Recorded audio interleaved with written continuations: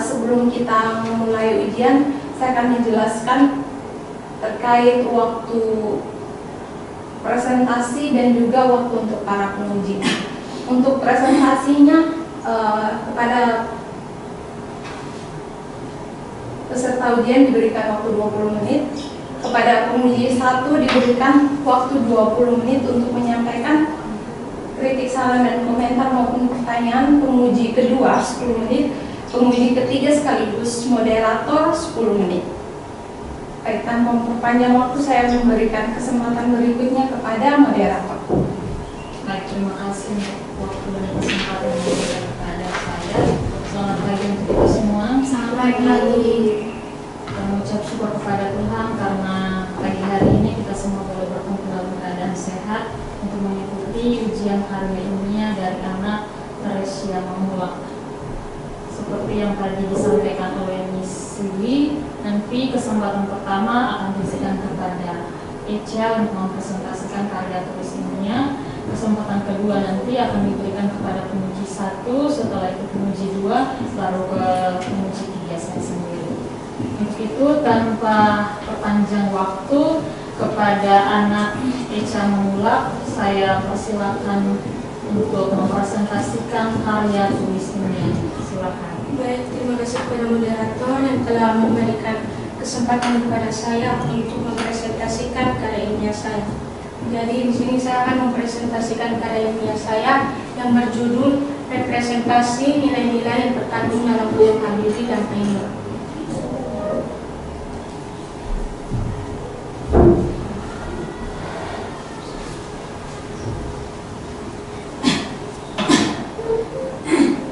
Yang pertama yaitu bab 1. Di dalam bab 1 ada beberapa bagian. Yang pertama latar belakang, kedua rumusan masalah, tiga tujuan, dan keempat manfaat. Yang saya akan bahas pertama yaitu latar belakang. Di dalam latar belakang ini yang akan saya jelaskan yaitu pengertian dan awal mula terbentuknya film Habibie dan Ainun. Jadi film adalah serangkaian gambar diam yang ketika ditampilkan pada layar akan menciptakan ilusi gambar bergerak yang dikarenakan efek fenomena. Film biasanya digunakan khusus untuk film layar lebar di bioskop dan juga di aplikasi film berbayar, sedangkan serial yang diproduksi untuk televisi dikenal dengan istilah sinetron atau FTV. Yang berikut awal mula terbentuknya film Habibie dan Ainun. Habibie dan Ainun adalah film drama biografi Indonesia yang dirilis pada tanggal 20 Desember 2012. Film ini diangkat dari cerita memoir. Jadi cerita memoir ini merupakan film dari Ki Hajar Dewantara yang dimana film ini memiliki cerita yang sama dengan film Habibie, sehingga Habibie menuliskan film ini tentang kisah hidupnya bersama mendiang istrinya yaitu Hasri Ainun Habibie.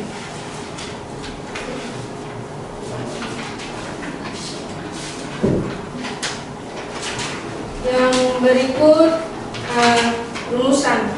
Jadi rumusan masalah yang saya ambil yaitu ada dua. Yang pertama itu bagaimana representasi nilai-nilai nasionalisme yang ada pada film Habibie dan Ainun. Rumusan masalah yang kedua, sikap apa yang harus kita teladani dari Habibie dan Ainun. Yang berikut tujuan penelitian. Tujuan penelitian yang pertama untuk mengetahui nilai-nilai representasi apa saja yang ada pada film Habibie dan Ainun. Yang kedua, untuk mengetahui sikap apa saja yang harus diteladani dari Habibie dan Ainun. Yang berikut yaitu manfaat penelitian. Dan di dalam manfaat penelitian saya membagi dua manfaat. Yang pertama manfaat akademis. Yang pertama yaitu analisis karya ilmiah tentang film ini juga dapat memberikan wawasan tentang bagaimana film dapat digunakan sebagai pembelajaran di berbagai tingkat pendidikan. yang beri manfaat yang kedua, yaitu melalui karya ilmiah ini peneliti dapat menganalisis karakter-karakter di dalam tokoh film Habibie dan Ainun. Manfaat berikut yaitu praktis.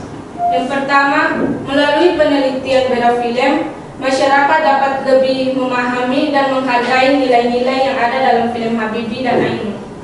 Yang kedua, penelitian beda film ini dapat membantu menyoroti pesan-pesan positif yang terkandung dalam cerita tersebut dan mendorong penonton untuk mengejar mimpi mereka dengan tekad yang kuat. Selanjutnya di bagian bab 2.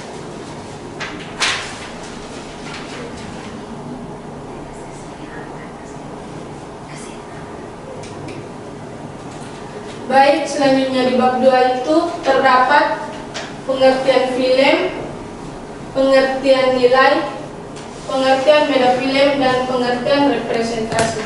Jadi di sini yang pertama saya akan menjelaskan pengertian film. Film dapat diartikan sebagai media audiovisual yang mampu menarik minat masyarakat dunia, entah hanya sekedar kenikmatan hiburan, menyentuh emosional, membuat suka, bahkan sampai pada misi mempengaruhi pemirsa untuk mengimplementasikan muatan ideologi yang terkandung di dalamnya.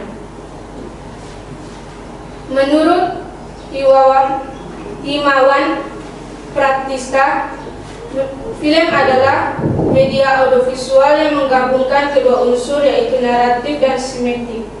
Unsur naratif sendiri berhubungan dengan tema, sedangkan unsur simetik jalan alur atau ceritanya, yang menurutnya dari awal hingga akhir secara baik. Yang berikut yaitu pengertian beda film. Beda film adalah sebuah proses analisis yang mendalam terhadap sebuah film dengan tujuan untuk memahami dan mengevaluasi berbagai aspek yang terkandung di dalamnya. Beda film adalah sebuah istilah yang mengacu pada analisis mendalam dan kritis terhadap sebuah film. Selanjutnya yaitu nilai. Nilai adalah pandangan atau keyakinan yang dianggap oleh individu atau masyarakat tentang apa yang dianggap penting, baik, atau benar dalam kehidupan. Meskipun nilainya sendiri bersifat abstrak dan tidak terbentuk fisik, pengaruhnya dapat dirasakan secara nyata dalam setiap aspek kehidupan. Selanjutnya, representasi. Dalam Kamus Besar Bahasa Indonesia atau KBBI, representasi adalah perbuatan yang mewakili ataupun keadaan yang bersifat mewakili disebut representasi. Representasi adalah suatu proses yang melibatkan suatu keadaan yang dapat mewakili simbol, gambar, dan semua hal yang berkaitan dengan yang memiliki makna.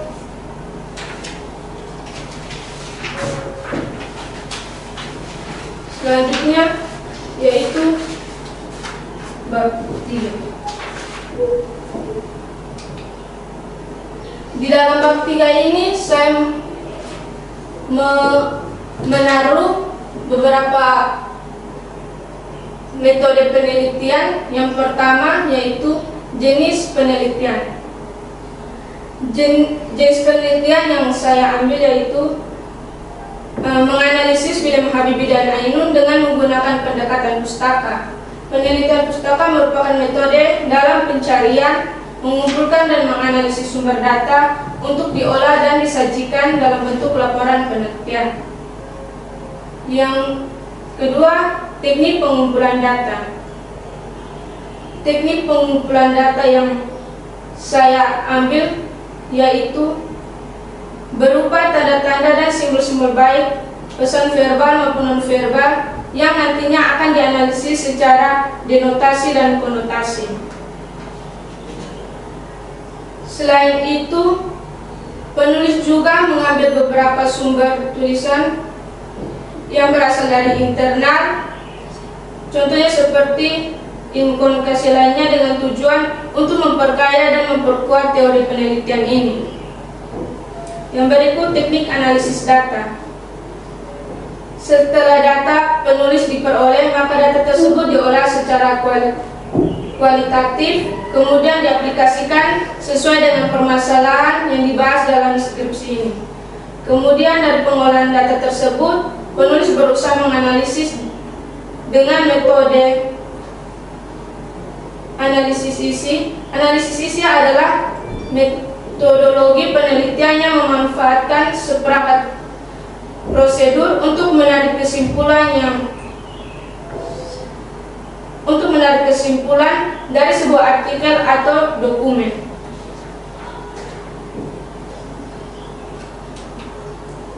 Baik, sebelum saya melanjutkan bab 4, di sini saya akan memasangkan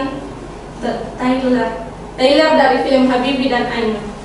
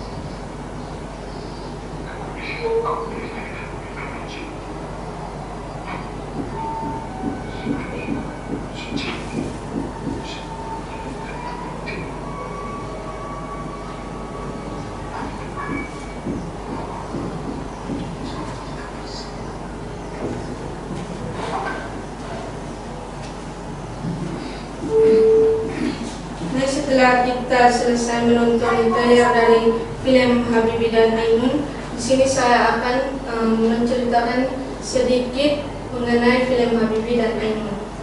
Jadi Habibie dan Ainun itu mereka dulunya mereka dulunya menjadi teman sekolah pada saat SMA. Namun ketika mereka selesai SMA, Habibie dan Ainun berpisah karena mereka ingin meraih cita-cita yang telah mereka impikan, yang dimana Habibie melanjutkan pendidikannya di Jerman, untuk melanjutkan pendidikan di Jerman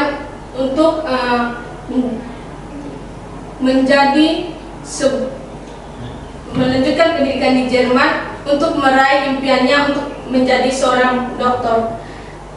Sedangkan Ainun dia melanjutkan pendidikannya di perguruan dokter. Setelah mereka selesai perkuliahannya, keduanya kembali bertemu.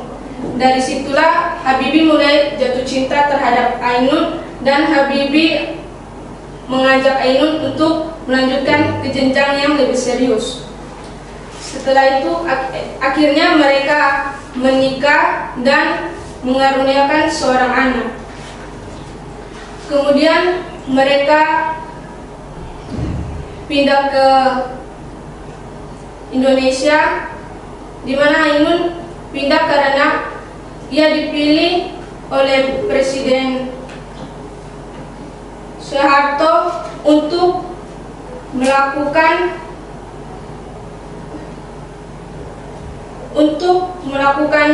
kerjasama dalam bidang industri penerbangan Indonesia. Namun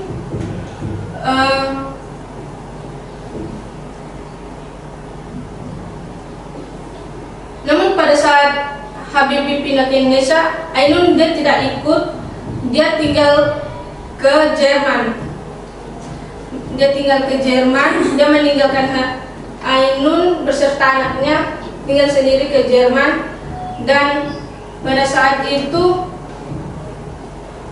Habibie tidak tahu kalau Ainun jatuh sakit.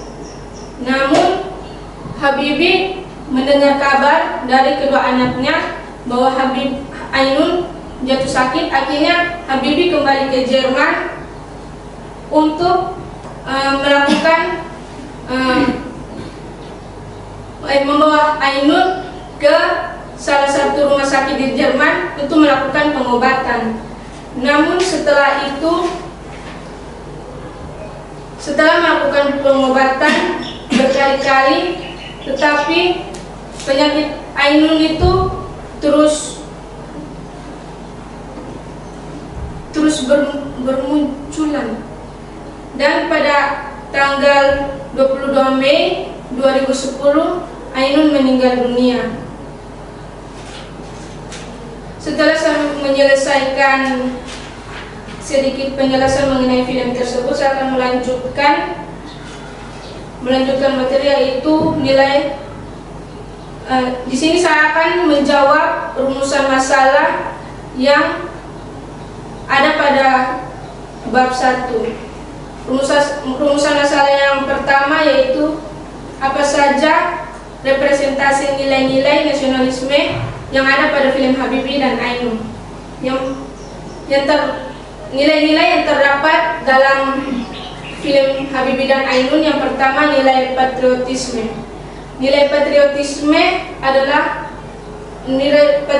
dalam film ini adalah saat Habibie sedang sakit di Jerman, ia teringat tanah air. Habibie kemudian menuliskan puisi janji di sebuah kertas tentang kecintaannya terhadap tanah air dan janjinya untuk membangun negeri menuju kemakmuran. Habibie begitu terharu hingga menitikan air mata yang menetes membasahi kertas puisi.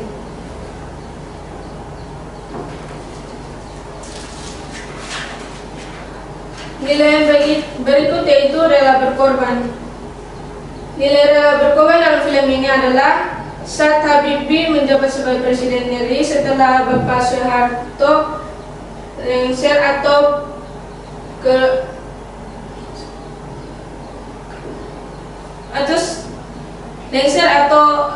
keluar dan digantikan oleh Habibie.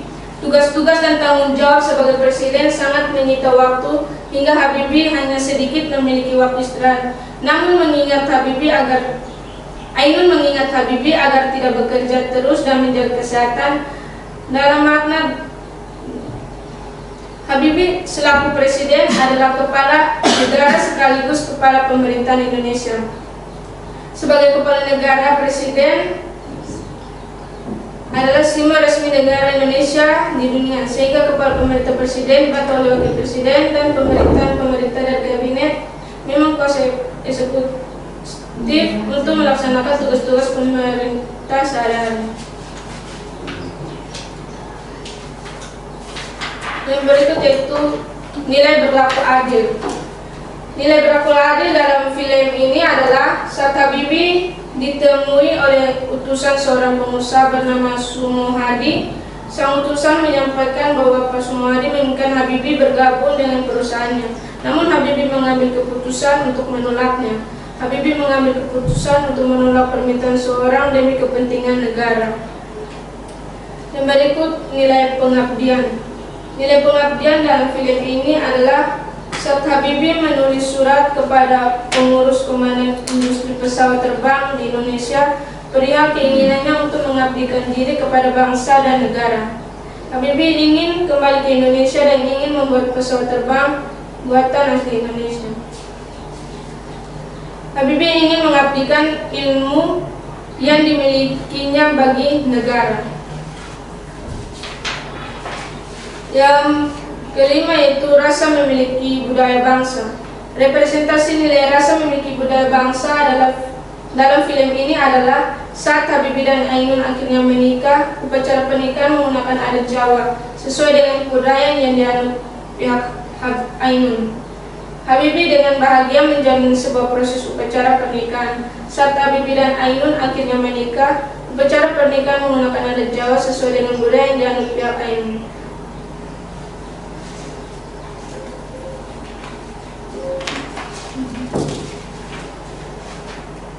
Selanjutnya yaitu kesetiaan pada negara. Nilai kesetiaan pada negara dalam film ini adalah saat Habibie dilantik sebagai Presiden RI mengganti Bapak Soeharto. Setelah Presiden Soeharto mengundurkan diri, maka pejabat Presiden harus diisi oleh Wakil Presiden yang saat itu dijabat oleh Habibie. Beliau menerima tugas tersebut dan melaksanakan kewajibannya untuk menggantikan posisi Soeharto sebagai Presiden RI. Habibie akan memenuhi kewajibannya. Rumusan masalah yang kedua yaitu sikap teladan sikap apa saja harus diteladani dari Habibie dan Ainun. Jadi yang pertama yaitu kesetiaan dan cinta yang mendalam. Sikap kesetiaan dan cinta yang mendalam antara Habibie dan Ainun merupakan hal yang sangat patut untuk diteladani. Maka mereka saling mendukung dan bertahan satu sama lain dalam suka dan duka. Yang kedua, kerja keras dan ketekunan. Sikap kesetiaan dan cinta yang mendalam antara Habibie dan Ainun merupakan hal yang sangat patut untuk diteladani. Mereka saling mendukung dan bertahan satu sama lain dalam suka dan duka. Yang ketiga yaitu kepemimpinan yang berpihak pada kemanusiaan. Habibie juga diperlihatkan sebagai pemimpin yang peduli pada kemanusiaan dan kemajuan bangsanya. Sikapnya yang berpihak pada keadilan dan kemanusiaan dapat menjadi teladan dalam menjalankan kepemimpinan. Yang keempat, ketabahan dalam menghadapi cobaan. Baik Habibie maupun Ainun menghadapi berbagai cobaan dan tantangan dalam kehidupan mereka. Namun mereka menunjukkan ketabahan dan kekuatan dalam menghadapinya serta tidak pernah menyerah dalam menghadapi rintangan yang datang. Yang kelima yaitu kesederhanaan dan kehangatan keluarga. Meskipun memiliki posisi dan pengaruh yang besar, Habibie dapat menunjukkan kesederhanaan dan kehangatan dalam kehidupan keluarganya. Prioritasnya terhadap keluarga serta dukungannya kepada mereka menjadi hal yang patut untuk diteladani. Selanjutnya yaitu bab 5. Jadi di dalam bab 5 itu terdapat kesimpulan dan saran. Jadi kesimpulan yang saya ambil dari film tersebut yaitu dari menganalisis film Habibie dan Ainun ini saya menyimpulkan bahwa di dalam cerita ini terdapat berbagai banyak nilai-nilai dan pesan-pesan moral yang baik dan dapat menjadi panutan bagi seluruh masyarakat Indonesia yang menontonnya. Adapun nilai-nilai yang terdapat dalam film Habibie dan Ainun yaitu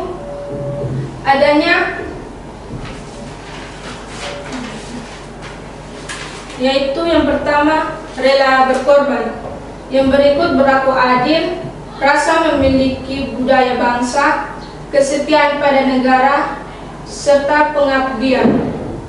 Selain itu juga ada beberapa pesan moral yang terdapat dalam film Habibie dan Ainun yaitu kepatuhan dalam mengejar mimpi, cinta sejati dan kesetiaan, kesetiaan pada bangsa, keteguhan hati dalam menghadapi cobaan dalam kehidupan. Selanjutnya saran. Dari hasil penelitian yang dilakukan oleh peneliti, maka diharapkan adanya saran-saran yang bisa dijadikan bahan pertimbangan oleh pihak-pihak terkait, khususnya peneliti, yaitu peneliti berharap penelitian ini dapat menjadi referensi bagi penelitian selanjutnya. Dan juga peneliti berharap dengan adanya penelitian ini, maka masyarakat dapat lebih kritis menerima pesan moral yang terkandung dalam film. Peneliti juga berharap agar dapat diambil sisi positif serta bisa diterapkan dalam kehidupan sehari-hari. Sekian dari hasil presentasi saya. Jika ada kesalahan kata yang kurang berkenan, saya mohon maaf. Sekian dan terima kasih. Baik, terima kasih untuk Echa yang telah menjelaskan hasil karya tulis ilmiah yang berjudul Representasi Nilai-Nilai Nasionalisme dalam film Habibie dan Ainun. Selanjutnya saya akan memberikan kesempatan kepada penguji satu untuk bertanya dan memberikan kritik serta saran. Kepada penguji satu saya persilakan. Baik, terima kasih atas waktu dan kesempatan yang telah diberikan kepada saya. Yang pertama, saya mau mengucapkan luar biasa, sampaikan bahwa Echa luar biasa sudah mencoba untuk menyelesaikan karya ilmiah, sudah menjawabkannya. Oke, mungkin dari saya, dari karya ilmiah yang dikirim untuk penulisannya dan juga penomorannya, saya lihat sudah sangat bagus, sangat rapi. Kemudian masukan dari saya itu untuk bab 2. Bab 2 itu di situ Echa tulis pembahasan. Oke, yang kita tahu kalau bab 2 itu berarti landasan teori atau kajian pusaka. Oke, itu di bab 2. Kalau bab 4 baru pembahasan. Kemudian ada beberapa hal yang saya akan tanya. Saya akan tanya yang pertama mulai dari latar belakang. Saya sudah baca latar belakangnya Echa, saya sudah baca semua tulisannya Echa. Yang pertama dari latar belakang. Saya mau dengar dulu dari Echa. Kira-kira kenapa Echa itu memilih judul penelitian ini? Alasannya apa? Jadi alasan saya memilih judul penelitian ini. Alasan saya memilih judul penelitian ini karena dimana saya kan nonton di Puntahigar itu sangat bagus dan saya ingin membuat sebuah karya ilmiah dengan judul tersebut karena dengan judul tersebut banyak orang bisa mengetahui apa saja nilai-nilai yang ada dalam film Habibie dan mereka harus teladani dalam kehidupan sehari-hari. Oke, baik. Jadi Ibu lanjutkan lagi. Kira-kira dari trailer yang Echa nonton itu hal menarik apa yang Echa dapatkan setelah nonton itu? Yang saya dapat dari di mana Habibie dia mempunyai kesetiaan terhadap istrinya dan juga terhadap bangsanya, di mana dia rela berkorban demi bangsanya sehingga negaranya makin maju gitu. Jadi hal menarik yang Echa temukan dari trailernya itu adalah kesetiaan dari Habibie. Oke, terhadap istrinya dan juga terhadap tanah airnya. Oke, baik, lanjutkan lagi. Dari latar belakang yang Echa tulis, menurut Echa itu latar belakang atau sinopsis dari latar belakangnya Echa? Menurut saya itu latar belakang karena ini di dalam latar belakang itu isi dari latar belakang itu nanti kita akan menjelaskan pengertian film serta awal mula terbentuknya film Habibie tersebut. Oke, baik, Echa, dalam latar belakang itu yang kita ulas adalah alasan-alasan kenapa kita memilih judul penelitian itu. Jadi yang ibu baca yang awal-awal oke, bisa, karena di situ Eca mengulas tentang apa itu film, oke itu bisa. Sedangkan dimulai dari paragraf kedua itu Eca lebih fokus pada sinopsisnya. Itu Eca menceritakan tentang film dari film Habibie dan Aini. Oke, jadi dalam latar belakang itu yang kita ulas itu adalah alasan-alasan kenapa kita memilih judul penelitian tersebut. Mungkin nanti dilihat lagi. Kemudian yang berikut, dalam latar belakang itu ibu sempat baca ada 2 kalimat yang cukup mengganggu ibu. Mungkin ibu yang tidak terlalu mengerti, nanti Eca mau menjelaskan ke ibu di paragraf kedua kalimat kelima. Kalimatnya begini, tapi Ainun dia tak hanya jatuh cinta, dia iman pada visi dan mimpi Habibie. Oke, kira-kira maksudnya seperti apa, Eca? Jadi Ainun itu dia tidak hanya sekedar jatuh cinta, tapi dia menginginkan cita-cita dari Habibie dan Ainun, karena dari Habibie yang dimana Habibie dia ingin menjadi seorang yang profesional itu dalam bidang penerbangan. Mungkin dia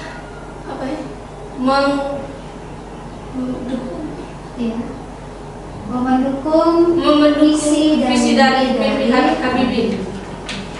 Kemudian ada kalimat lagi masih di paragraf kedua.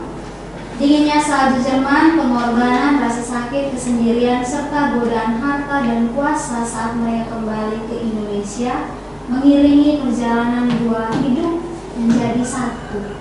Perjalanan 2 hidup menjadi satu. Masih di paragraf 2. Setelah kalimat kelima, mungkin kalimat ke-6 atau 7.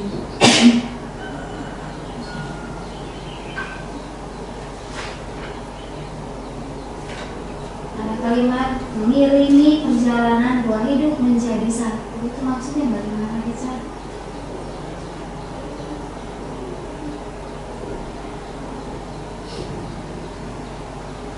Mungkin mereka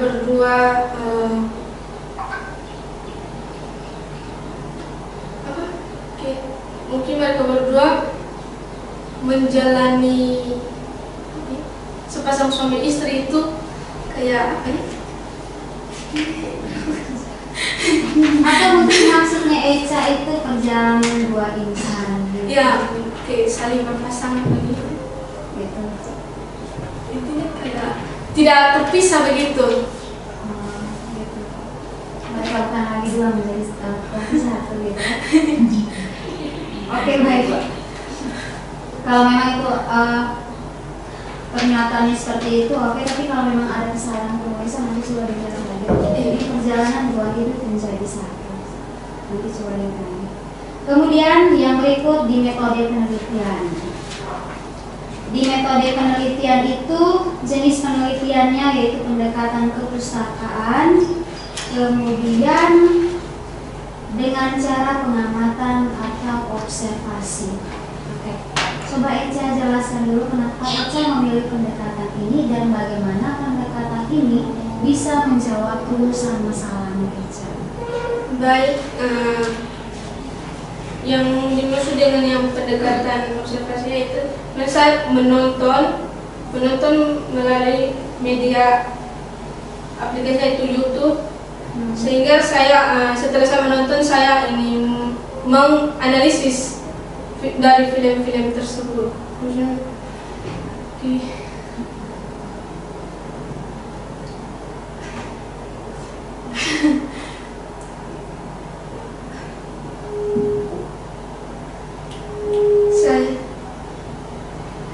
Dan itu, selain saya menonton, saya juga membaca beberapa cerita di dalam ini Google. Saya mencari ini cerita mengenai film Habibie dan Ainun, baca cerita.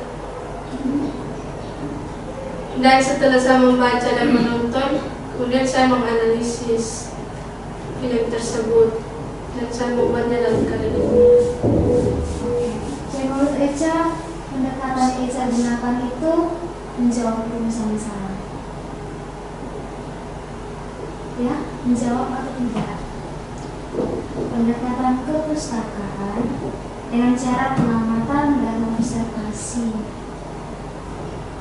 Iya sih, kalau observasi itu kita baca. Ya?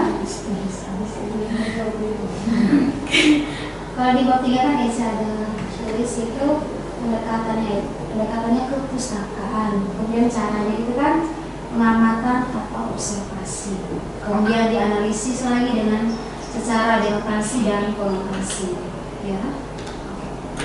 Kalau cara yang pertama dengan cara observasi atau pengamatan itu menjawab rumusan masalah atau tidak?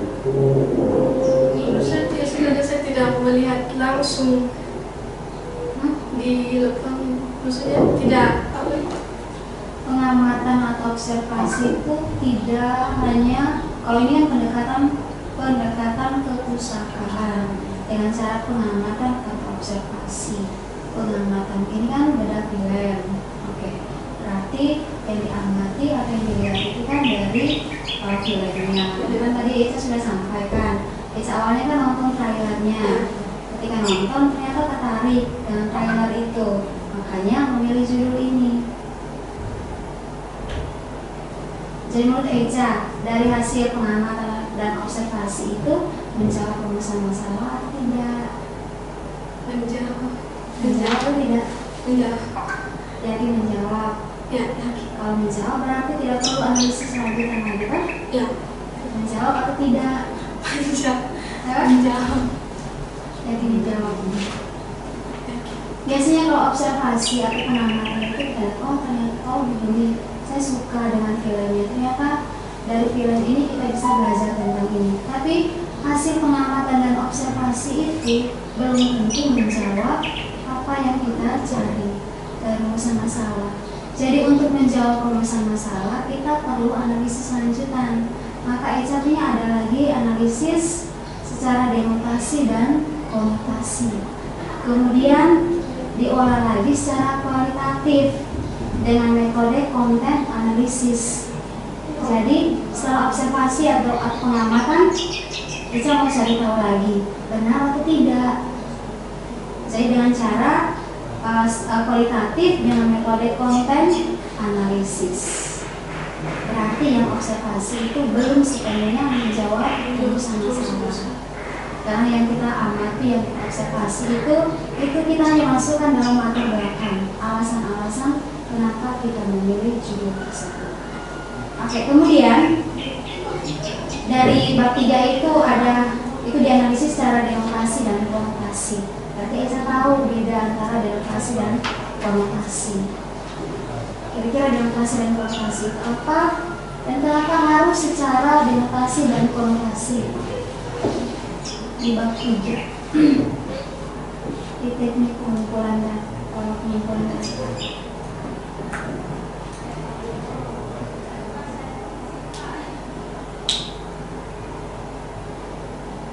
Secara denotasi dan konotasi.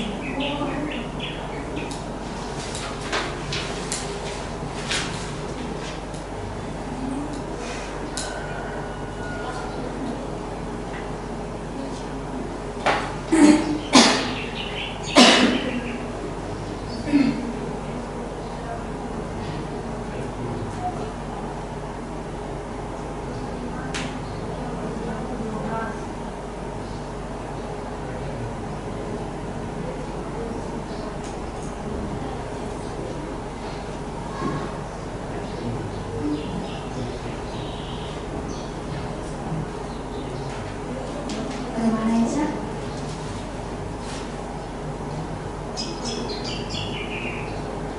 Konotasi dan denotasi.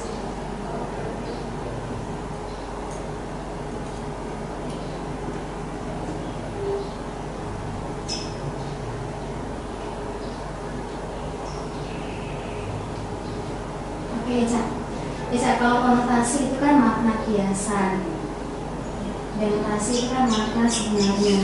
Dalam film itu kan banyak digunakan kata-kata kiasan, gitu ya, kata-kata kiasan. Jadi untuk bisa memahami atau mengerti kata-kata tersebut berarti Eza harus cari tahu ini artinya apa. Makanya dianalisis secara denotasi dan konotasi. Oke, dalam film Habibie dan Ainun itu kan banyak juga digunakan kata-kata kiasan. Kemudian berikut lagi diolah secara kualitatif menggunakan metode konten analisis. Kenapa Eca lebih memilih menggunakan kualitatif dengan metode konten analisis? Kenapa harus menggunakan itu? Karena kualitatif itu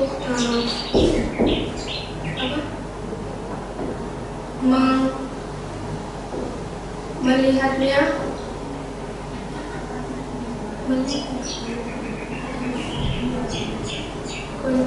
melihat kita ingin memasuk perkaranya menggunakan kualitatif karena saya melakukan penelitian dengan menggunakan video begitu Ibu, menonton videonya. Terus kenapa harus kualitatif dengan metode konten analisis?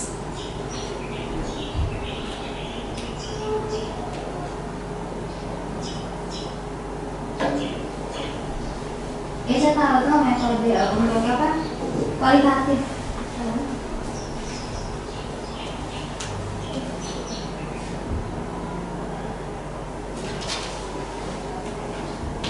Kenapa secara kualitatif dengan metode konten analisis? Kalau kualitatif itu kan kita tidak turun ke depan macam kayak menganalisis sesuatu, kita tidak turun ke depan, kita menggunakan video menjadi salah satu alat untuk menganalisis untuk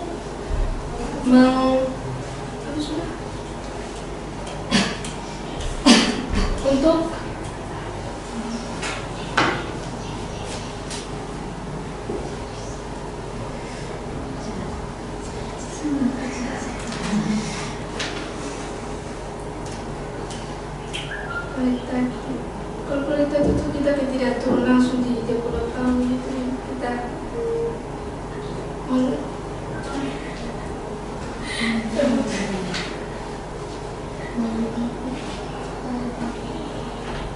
Saya punya kawan-kawan yang lain kan ada yang pilih kualitatif juga. Tapi saya lihat mereka ada wawancara, kemudian minta respondennya isi angket.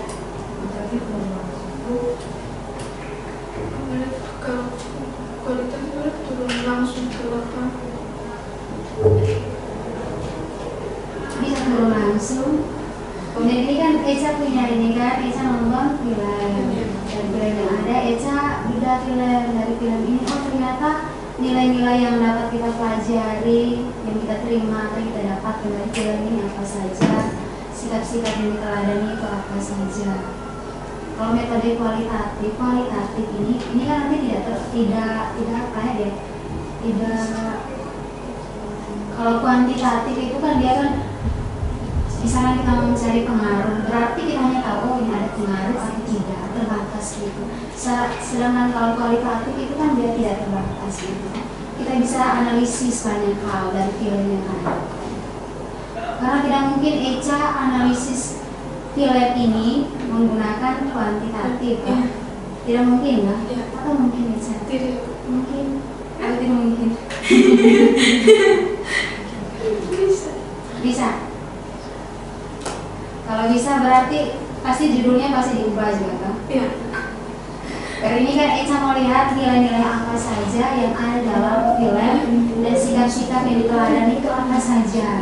Jadi teknik yang pas untuk digunakan adalah teknik metode kualitatif. Dan di sini kan Eca gunakan metode konten analisis karena yang dianalisis adalah isi dari film tersebut. Kemudian yang berikut lagi, oke, dari pembahasan. Di pembahasan itu Eca sudah tulis semua nilai-nilai apa saja dan sikap-sikap yang diteladani. Pertanyaan dari Ibu, dari 5 sikap yang Eca temukan dalam film Habibie dan Ainun, kira-kira sikap mana yang ingin Eca teladani terlebih dahulu dalam kehidupan Eca? adalah Dan alasannya apa gitu? Nah, dari 5 sikap, kan ada 5 sikap ya yang dapat diteladani. Eca pilih salah satu sikap yang menurut Eca harus teladani terlebih dahulu, dan alasannya apa?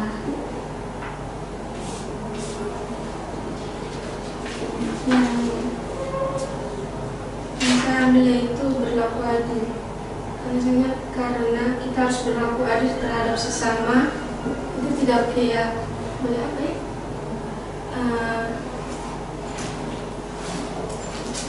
Tidak boleh kayak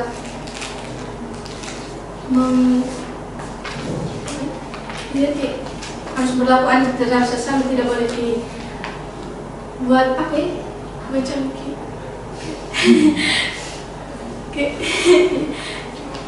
berlaku kayak apa?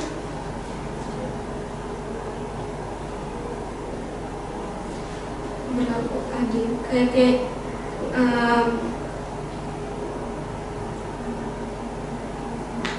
ketika seseorang kayak ingin memberikan masukan begitu, kita harus kayak menerima begitu, kita tidak boleh kayak apa?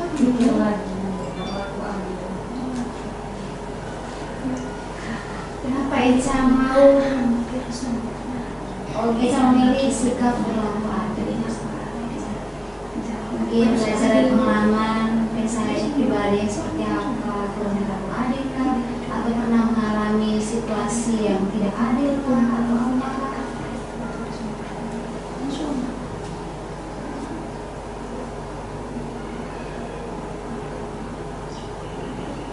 Kenapa Eca memilih sikap berlaku adil? Jadi begini, saya mau menceritakan alasan saya memilih berlaku adil. Karena dulu itu saya tidak ada, karena saya ini kayak apa, kecuali bukan kenapa saya bukan bisa berbuat sesuatu, maksudnya kayak pintar begitu ibu. Jadi saya kayak merasa bodoh, jadi saya kayak apa ya, merasa iri hati begitu.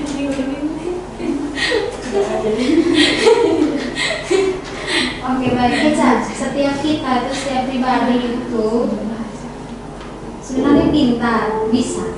Kalau kita mau berusaha, kita mau belajar. Tidak ada manusia itu yang diciptakan oleh Tuhan yang bodoh ya, tidak ada. Semuanya bisa, semua pintar. Setiap kita itu diciptakan kemudian dianugerahi dengan otak, akal gitu. Tapi semua tergantung dari pribadi kita. Kita mau berusaha atau tidak. Kalau Eca lebih memilih untuk bermain ketimbang belajar seperti teman yang lain, sama saja. Berarti tidak boleh iri hati. Oke Eca? Oke, mungkin dari saya sekian, dan saya mau sampaikan ke Eca, terus belajar dan tetap semangat. Kemudian berhenti iri hati. Harus belajar, harus luangkan banyak waktu untuk belajar, siapkan diri. Apa yang dicita-citakan itu yang mau dicapai harus dipersiapkan dengan baik. Jangan hanya bermimpi, setelah itu ya sudah, lepas saja. Tapi setelah bermimpi harus berusaha untuk mencapainya. Oke, sekian dari saya kembali. Terima kasih Bu. Terima kasih untuk Ibu Trisma yang sudah memberikan masukan, kritik, dan saran. Kiranya Eca nanti memperbaiki apa yang sudah jadi masukan dari Ibu Trisma ya. Selanjutnya saya akan berikan kesempatan untuk Ibu Sarah sebagai penguji 2. Kepada Ibu Sarah saya persilakan. Selamat pagi untuk kita semua. Selamat pagi. Eca, ini saya tidak mengingkari banyak, hanya 2 pertanyaan hari di sini. Selamat untuk presentasinya hari ini. Bersiap ya. Di sini yang ingin menanyakan perasaan Eca saat mengikuti ujian hari ini bagaimana? Perasaan saya sedikit gugup. Kenapa gugup? Bisa tahu hanya duduk saja Ibu. Hanya duduk saja, Pak. Iya, Padahal guru-guru yang kita main sama dengan saya baru pertama kali kayak fasilitas begini sendiri. saya dari teknik penulisannya sudah bagus dilihat, tenang, kirim, membaca semuanya sudah bagus. Mungkin ada beberapa hal itu yang ada kurang-kurang kalimat yang bisa diperbaiki. Di sini ya dari penulisan karya ilmiah ini apa yang beda bilangnya, motivasi apa yang Eca dapatkan dalam menulis karya ilmiah ini dan dikembangkan seterusnya apa? Motivasi yang saya dapat dari sama ini mungkin kayak ada kekurangan, mungkin saya bisa memperbaikinya. Memperbaikinya lebih baik begitu, lebih sempurna. Lebih sempurna. Oke. Jadi ya motivasi Eca itu ya. Itu saja dari saya. Karena semuanya sudah yang saya tulis di sini juga sudah oleh pemuji satu. Terus siap ya Eca. Semangat ke depannya, tetap belajar karena yang terakhir bukan yang tidak penting, tapi yang terakhir adalah yang terpenting. Sudah, kita lanjut. Terima kasih Ibu Sarah yang sudah memberikan kritik saran dan masukan. Selanjutnya dari Ibu sebagai pemuji 3 sekaligus pembimbing dari Eca. Terima kasih banyak untuk Eca sudah melalui berbagai macam proses. Walaupun ada sedikit mengeluhnya, ada sedikit pemalasnya untuk konsul, tapi kita sudah berusaha semaksimal mungkin. Itu salah satu hal yang baik dari Eca. Terus satu hal yang Ibu senang dari Eca adalah Eca orangnya selalu ceria. Jadi ketika dalam kelas juga Ibu ketemu Eca selalu ceria, di luar juga Eca selalu ceria. Jadi pertahankan satu sikap yang positif itu, selalu ceria. Ada beberapa hal yang ingin ditanyakan di sini. Sebelum Eca menulis kir, pasti Eca sudah menonton dari part awal sampai akhir, ya. Nah, jadi yang Ibu mau tanyakan di sini adalah dari setiap part-part yang ada dalam film, kira-kira part bagian mana yang menjadi favorit dari Eca dari film Habibie dan Ainun? Yang saya favorit itu dimana walaupun Habibie dia ini melakukan kesibukan, tapi dia selalu ingat akan Ainun, gitu. Maksudnya dia kayak tidak melupakan Ainun begitu. Dalam keadaan Ainun sakit, dimana dia kayak apa? Merawat Ainun hingga pada akhirnya Ainun meninggal. Terus yang berikut ada beberapa nilai dan sikap tadi, coba Eca sebutkan ulang.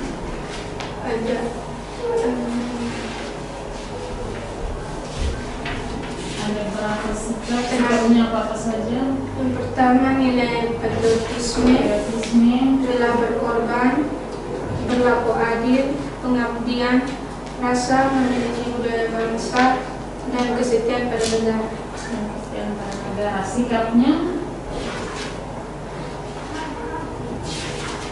Sikapnya yaitu kesetiaan dan cinta yang mendalam, kerja keras dan ketekunan, kepemimpinan yang berpihak pada kemanusiaan, ketabahan dalam menghadapi cobaan, dan kesederhanaan dalam kehangatan keluarga. Dari beberapa nilai dan sikap yang sudah Eca paparkan, selama berapa tahun? Eca sekarang berapa tahun? 17 tahun? 17 tahun.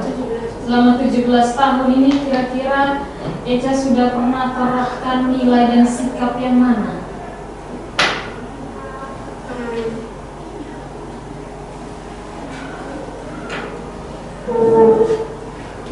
Jangan sampai tidak ada sekali. Pasti ada. Kesetiaan dan cinta. Kesetiaan. Oke, kesetiaan pada siapa?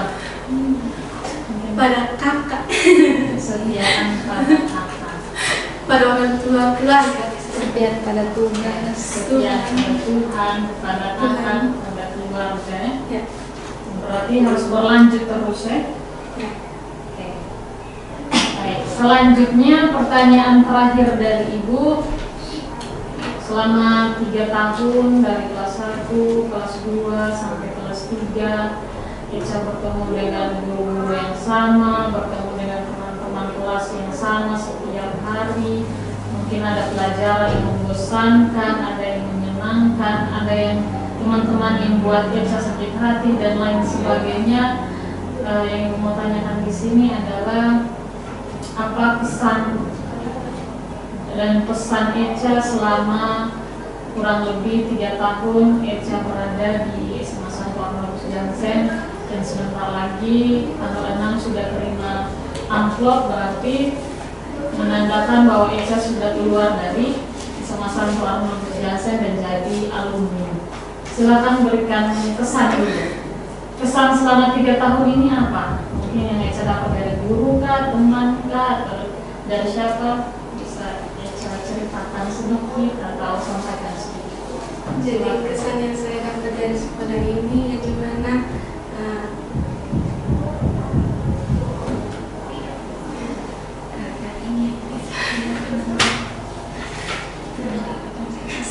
Kesannya. yang dimana Kesannya. bahagia karena memiliki kawan yang selalu solidaritas begitu meskipun mas. Terus kalau guru, walaupun kita bersama dengan guru, tapi guru apa? Maksudnya kita tidak marah begitu ibu, mereka kayak akan gitu. Kayak guru itu baik begitu. Oke, terima kasih Echa. Pesannya apa untuk SMA Santo Arnoldus Jansen? Selalu jaya. Selalu jaya. Oke, mantap. Terima kasih untuk Echa sudah memaparkan karya tulis ilmiah hari ini. Biarkanlah semua ini jadikan pelajaran untuk Echa. Ibu mau kasih saran untuk Echa kalau nanti besok-besok presentasi waktu kuliah jangan pakai kata mungkin, karena ini pun karya tulis ilmiah harus sudah kelas kita. Jadi jangan pakai kata mungkin, jangan tiba-tiba apa ya. Itu jangan, siapkan diri dengan baik.